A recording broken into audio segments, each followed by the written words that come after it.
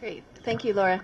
I think this morning on this panel you're going to hear some fantastic examples of large-scale social programs such as Zero Hunger, and the government of India's efforts, which have been extremely successful.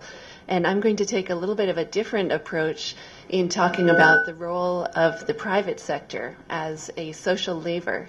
The private sector could actually fit in any of the levers we're discussing in parallel this morning: economic, inclusive growth, or science and technology. But we are, in my organization, we're particularly interested in the potential of the private sector to contribute to empowerment of the community and also building resilience of the community. So I'll talk a little bit about that. There's three main points that I'm hoping you'll take away from my presentation.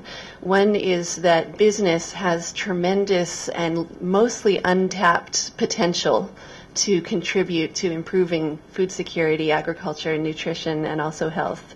A lot of great efforts are underway, but there's a lot more that business can contribute. So the potential is the first main point. The second is the impact that the private sector can bring on these issues, because it is a sector which is innovative, works very efficiently at large scale, can move quickly. So these are all skills and capacities that can be valuable contributions when undertaken in partnership with other organizations. So my second point is the impact. The third is collaboration. The thing that I hear in my organization, where we work with a lot of different business leaders in many different industries, is we can't do this alone. So business is certainly not trying to come in and take over. It's not trying to do things on its own, but in fact is attempting in different ways to come to the table, offer some skills and capacities, and say these can really only be useful and only be implemented if we work in partnership with civil society, communities, governments, and other organizations. So just briefly, I have why, what, and how.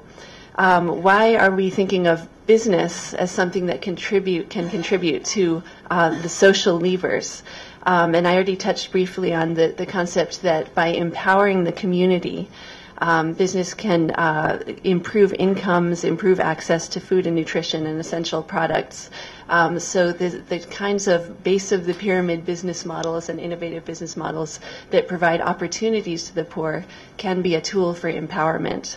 And then by providing those a tool to achieve increased incomes, stronger livelihoods, and better diets, these types of private sector tools can also strengthen the resilience of communities in facing some of the challenges on these issues.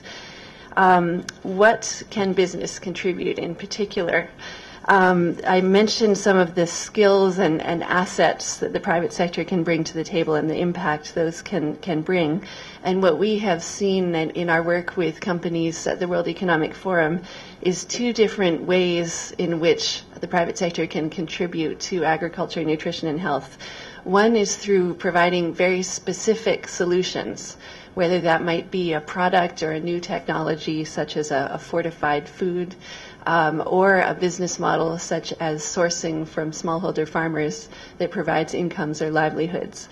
So that would be a very specific solution at one point along the value chain or addressing one piece of the puzzle. But another way in which the private sector can be involved is to help strengthen the whole puzzle and be involved in a collaborative multi-stakeholder effort to improve the whole system. And we have actually started focusing our efforts on that end of things, seeing as many people in this conference are saying that we really need to take a holistic and systemic approach to addressing these issues together. So the specific solutions and the systemic approach are the two answers to the what. The how, I think, is really the thorny question. And that's where a lot of the most wonderful opportunities and the greatest challenges come forward as we think about stakeholders working together, but in particular trying to bring in the private sector as a much more active partner in empowering the community. What we have found is that through engaging the private sector either in one-on-one partnerships or in collaborative efforts around a specific value chain or intensively improving the productivity or nutritional status of a certain community or a certain region, The businesses can work collaboratively with other stakeholders to identify what the needs are, see how they can combine their capacities and investments with those of others, and then jointly work together to develop and scale up solutions. So all of these different approaches are briefly summarized in what we're calling a roadmap for stakeholders, which is there on the table for those that would like to take it. This is a strategy that we just launched 2 weeks ago in Davos at our annual meeting of world leaders, where we had farmer leaders sitting down next to global CEOs and heads of state to work collaboratively and informally to define how they can work together and combine their capacities in a more powerful way. So that was a very exciting milestone for us. This strategy outlines this overall approach of encouraging collaboration to really leverage the capacities of the private sector.